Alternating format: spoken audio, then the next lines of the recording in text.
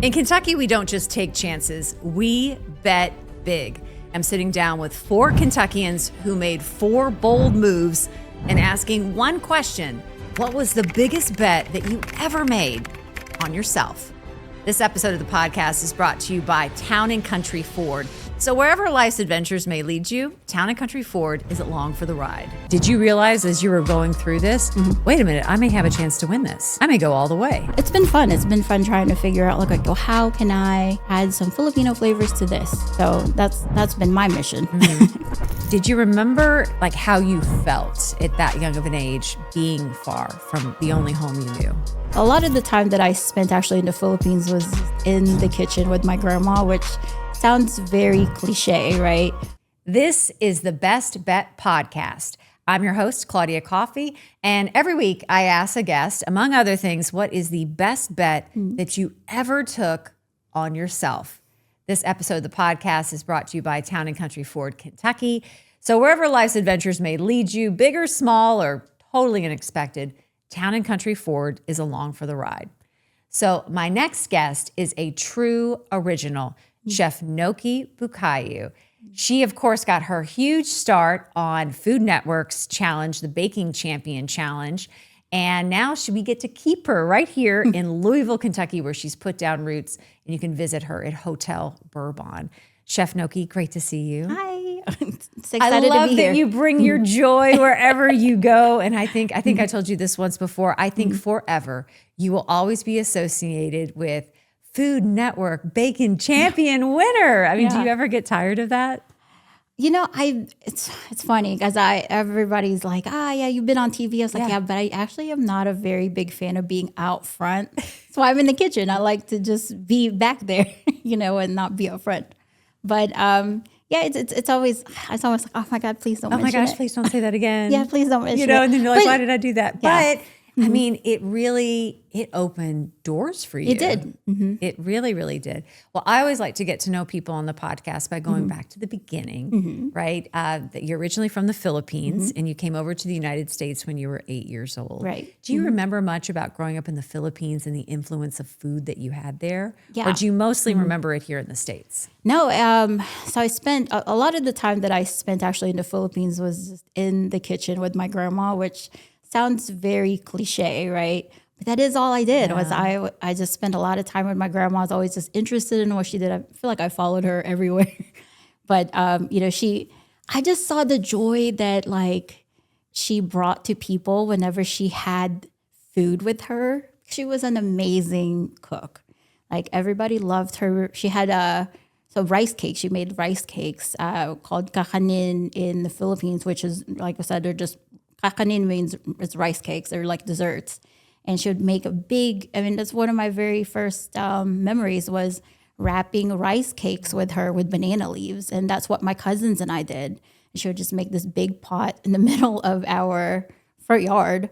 And she just had a big pot, like it looked like a witch's cauldron. And she would just steam all these rice cakes. And then the next day we'd have so many rice cakes. People would come over and grab all of them. And it was neat, like the joy that people had eating her stuff. That's why I always loved being with her in the kitchen and just trying to learn and trying to do what she did. And so when you came to the U.S. at the age of 8, did you remember like how you felt at that young of an age being far from the only home you knew? Oh yeah, it was, so ever since I was little, they told me, I was like, yeah, you're going to be moving from the Philippines to America. So, that's so hard to get your head around, like as a young child, like it it's is that far away. Yeah, it is. And, for me, it was almost like, well, it was hard to make friends because I had to leave them. So, like I knew my cousins and stuff. So I spent a lot of time with my family because I knew that I was going to keep in contact with my family. Yeah. That's hard to say. But, this was in 96. So we didn't have cell phones. There's no internet to just really be, like couldn't shoot anybody a DM. Right, exactly. Like I couldn't just like text over FaceTime. So I knew that I couldn't really keep up with a lot of people. So it's hard for me to make friends because in the back of my head, I always knew that I wasn't staying, but that kind of stuck with me through, even now. It's hard for me to, not hard, but it's it's definitely a skill that I had to learn, Yeah. was how to keep up with people who aren't near me all the time. You know, it's like one of those things, like out of sight, out of mind. Yeah. It's just that's something that I've always kept from childhood. And it's a very strange thing. You know, it's a very strange thing to try to get out of, like the mindset to get out of. And so living here, how did cooking help you deal with being away from home and being in the kitchen? Well, you know, since I was always in the kitchen with my grandma, and I missed it so much. That's the only thing that I knew I could do was, you know, to feel back in the Philippines. Like I would research, you know, try to research at least, like, where can I go for Oriental markets? They call them Asian markets. So I would search everywhere. I heard there were some in Chicago, and you know, like back in AOL days, I'd look them up, and so I was always looking for, you know, hindrance of like Filipino culture, and but cooking was one of the ways I was able to get rid of my homesickness, is eating the food that I grew up with. And, you know, I had my dad's mom, actually, she was here and she was cooking. So I would learn from her, but she started cooking American food.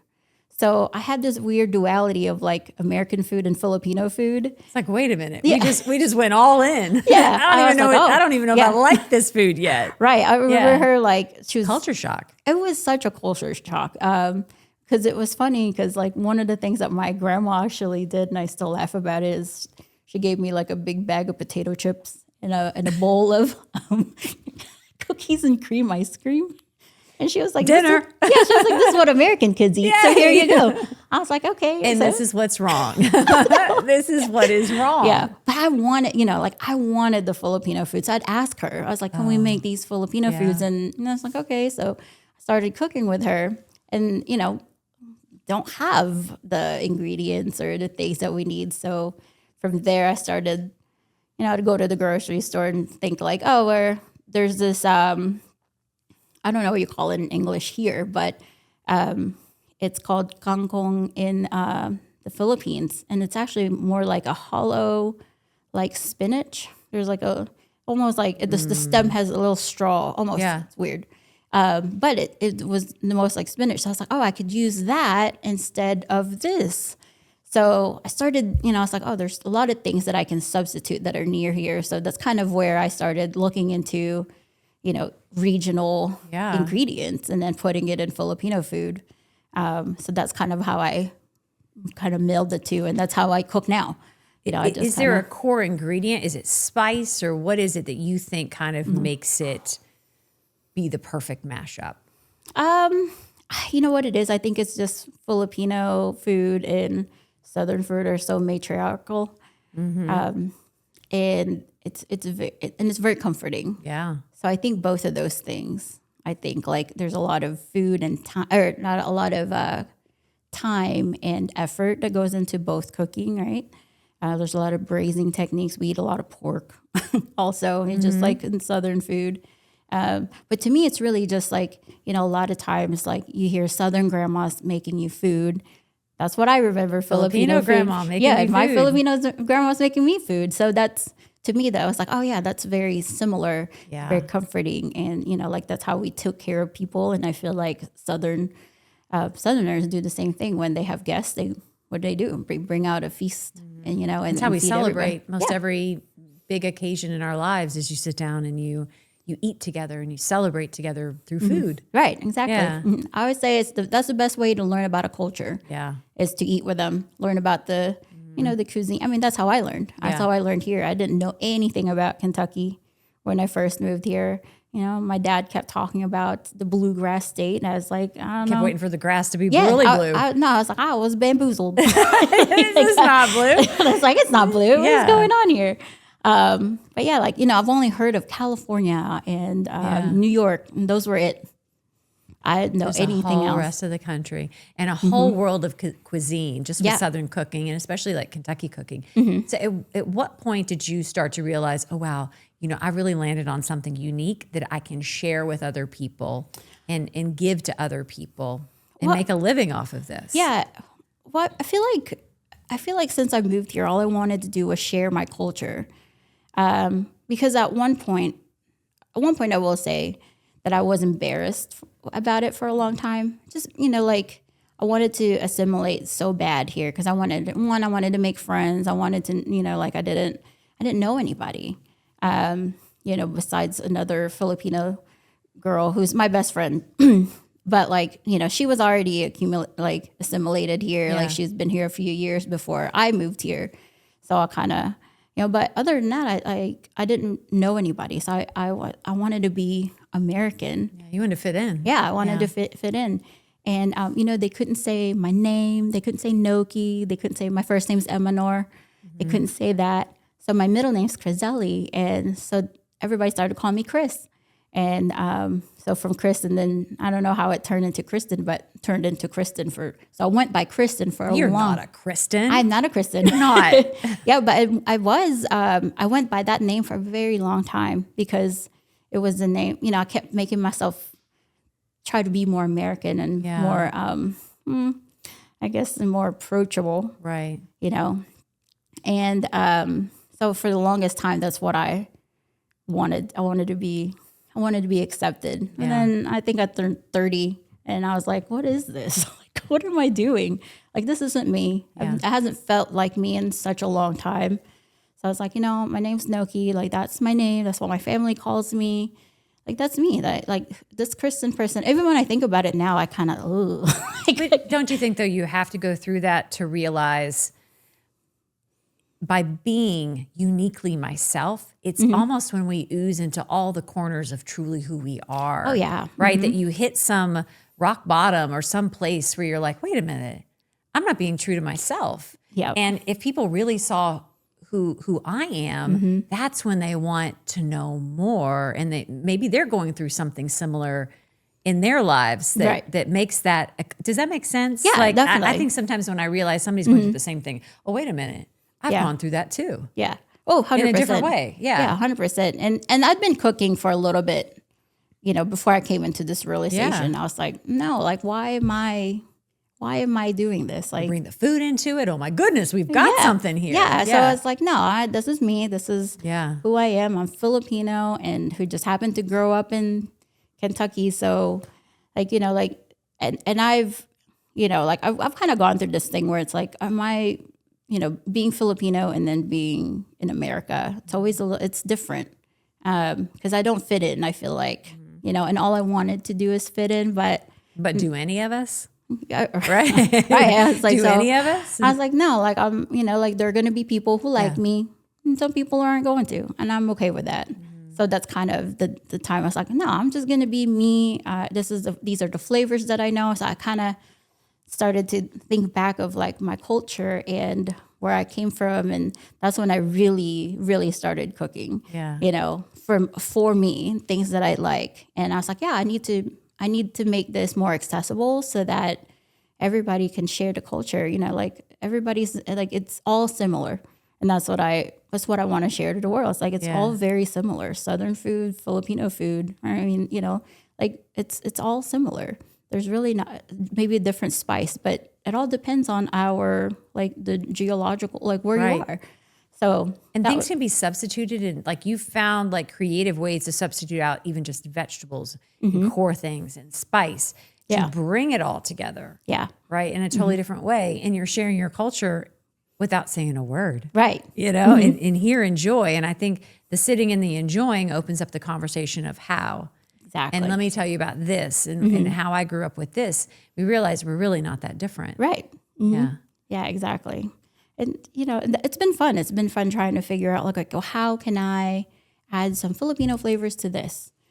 So that's been my mission, Pause for a quick little moment here. We're going to take a short break. And on the other side, we're going to talk about how once you've kind of come into yourself, you were exposed to the biggest audience yet. We're coming right back with Chef Nokee. I grew up in a Ford family. My dad worked at the Louisville Ford assembly plant. So growing up, it wasn't just a brand, it was a part of our life. And that's the thing about Town and Country Ford. It is woven into the fabric of not only who we are in Kentucky, but who we are across America.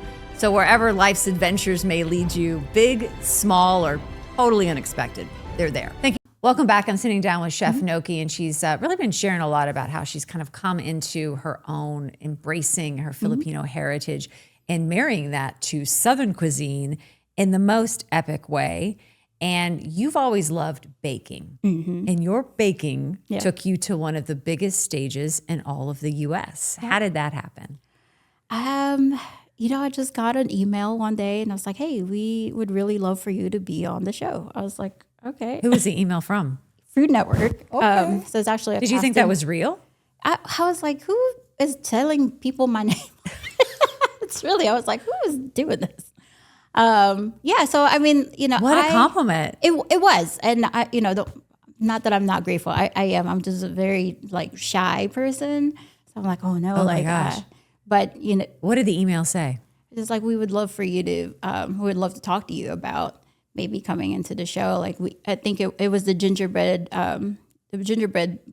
bake off, and they had a gingerbread artist who didn't have a baker, and she needed a baker to help do the dessert portion of the competition. So we talked, and I mean I feel like we talked for weeks. Yeah. And I had to have 3 different video calls. I had to make a little presentation of how I want, a dessert layout that I wanted to do. I mean, it was pretty fun. They give you little prompts and stuff. Did you think to yourself, who in the world tried one of my desserts and then recommended me to Food Network? Did you figure out whoever that was? No, never did. I'm not, don't know. Still don't know. So where'd you have to go to be on the show? So I actually went to Knoxville. Okay. And I was there for 3 or 4 days. It was a long taping. And that was actually, when I went to Knoxville, it was the first time I ever met my partner, my gingerbread partner. And That you're going to cook with? Yeah. Yeah. And I always say I'm a pretty easygoing person and I can work with anybody. And, it was funny because everybody's like, did you guys know each other before? I was like, no. She's like, you guys work so well together. And I was like, yeah. Oh, thank God. Yeah, we got along really well. It was nice. Yeah. Chemistry is so important in those competitions. For sure. Wow. And so did you realize as you were going through this, wait a minute, I may have a chance to win this. I may go all the way. I never think about that just because You're trying to get through day one. Well, I got to get through this want, hour. For me, it's I just want to have fun. Yeah. And if I don't think about the outcome, I usually do pretty well. So, so I'm just doing my thing. I know what I need to do. If I focus on what I have to do, then I know it's good. I'm going to make it right and I'm going to do it great. So that's kind of my, thought process the whole time. And just, and we had a lot of fun. I was still friends with everybody there, What was your final Food Network winning dish? It's a bourbon pecan pie. Because I was like, I'm from Kentucky. I feel like that's something that everybody's probably expecting. So the prompt was I had to make a dessert and it had to fit in perfectly with the gingerbread. You couldn't really see what it was. That does go with gingerbread. Yeah. So our prompt, it was a nutcracker ballet. So we had to make a stage out of gingerbread and kind of have a scene from the Nutcracker. The architecture stuff that goes into these shows, it's always no, wait a minute, I can cook, but you want me to build something? Oh yeah. It's pretty incredible. And she was doing, I think she said she was doing gingerbread since 96. Yeah. So it's pretty incredible, the amount of knowledge that she had, she was ready. I didn't really have to do too much. I just had to help her build things. But with my part, I had to make that dessert and I had to seamlessly fit in with our gingerbread show. And I made little gingerbread or bourbon pecan pies and I made them into little planners so it would fit in the front of the stage. Yeah. And it did what it did what it needed to. And Carla Hall said that if she didn't know that it was something that she could eat off of the gingerbread, she would have never known that was an actual dessert was on there. So that was a pretty cool. That's nice. Yeah, it was an awesome compliment. Yeah. Yeah, it was pretty great. And so how did life change after that? And how did doors open, or did you realize, wait a minute, I'm going to start stepping through doors. I'm going to start doing things that I've always dreamed of doing. For me, I'm always, I feel like I am always scared of being great. I don't know, but that's why, I do a lot of journaling just because, there's a lot of things. As a chef, your mind's just going everywhere. Yeah. But, it's like, why? Because, I do have a lot of goals. I have a lot of things that I'd like to do. But what I figured, I was like, I am so afraid of being bigger than I am. But you can. And I realized that I can, it's that mindset. Like there's a mindset that for some reason, I don't know whether that's because I'm an immigrant in America, where like back in like what I was saying, like where I wanted to be, I was trying to be Kristen. Like, I don't want to be Kristen. I want to be Nokee. And Nokee wants to be great, but I feel like I'm still that little like Filipino girl that moved here and just wanted to fit in and, just kind of be small and not be noticed. Yeah. So sometimes I have those. You got to push out. Yeah, I do. And so how did the opportunity for Hotel Bourbon, and for people that may not be familiar, I mean, it's just been, I always say if Bourbon had a penthouse in Paris, it would be Hotel Bourbon. Yeah. Because it's such a different style hotel with these signature restaurants. And with the signature restaurants and what they want people to experience, the food has to be exceptional. Yes. And so how did that opportunity come your way, or how did you find it for that to be your next fit? Yeah. So been friends with Henry Wesley for a long time, who's our executive chef. And he has a lot of great plans. Has a lot of great ideas for pastry. And, I was looking to kind of move differently from where I was working. I felt like where I was working at that time, people came in just to eat.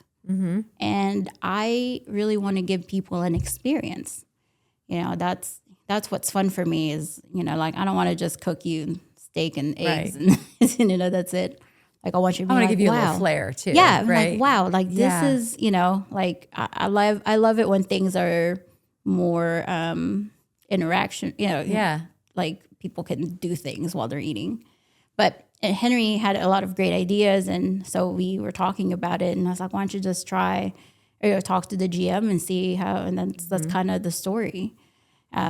So that's where, that's now I was doing the pastries from March till October. And then from October, I just got promoted to be the CDC. So so now I am, I have more to do with the savory and also the sweet, which I think a lot of people don't, a lot of chefs now, they either focus on savory or focus on the sweet.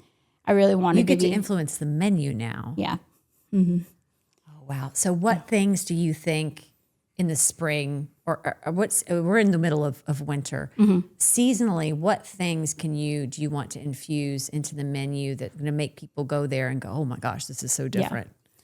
Well, I think since we're so new, one of the things that I really want to focus on is making sure that people trust us, that they're going to have a good meal. Yeah. So that's been the focus right now is just, people can come in and they can expect that they will have a good meal. Then the next phase from that is then adding newer things that is like, okay, you have the little bit of the trust. Now let's introduce you to a lot of different little things. Oh, yeah. I had the tuna tartare. Unreal. Yeah. But it was different than what I've had before, any place. Yeah. There was flair to it, and it was comforting in the way that I knew tuna tartare would be, but there was something else going on. Yeah. And that's how we, And I loved it. I want it to be approachable. Yeah. But then we're like, oh, what is that? And it was beautiful. Yeah. Thank you. Right. The presentation of it is just beautiful. We always, we'll eat with our eyes first, right? I'm sure you've heard that very many times. Because it is an art. Like, I feel like our food is art. It's not just giving you something that's going to nourish your body. Let's make it fun. Let's make it visually appealing so that, I want it to be memorable. Yeah. And that's always the goal. people come and eat at Bourbon. Well, you still get to like be a part of the suite. And so when it comes to desserts, what are like your go-to favorites? Oh, so right now, She's like, wait a minute, right now. Right now. Yeah. Like it changes daily or weekly. I'm seasonal. Yeah. For me, it's season. I'm in my winter era right now. Yeah. It is very seasonal. One of like, we want to have, again, a show. Yeah. So one of the things that I wanted to show out is wanted a version of a baked Alaska, but we're calling it a baked Kentucky because we are in Kentucky. So instead of a cake and ice cream, you're getting a pie. You're getting a bourbon pecan pie and then ice cream, and then it's covered in meringue, and then we light it on fire right now. So, oh my God. So that's, yeah. So it's been pretty cool. I like that I can incorporate that, into Kentucky, and you don't get that anywhere else but Bourbon. Definitely not. Wow. Do you have a favorite that is your standard that like on any day I can have this?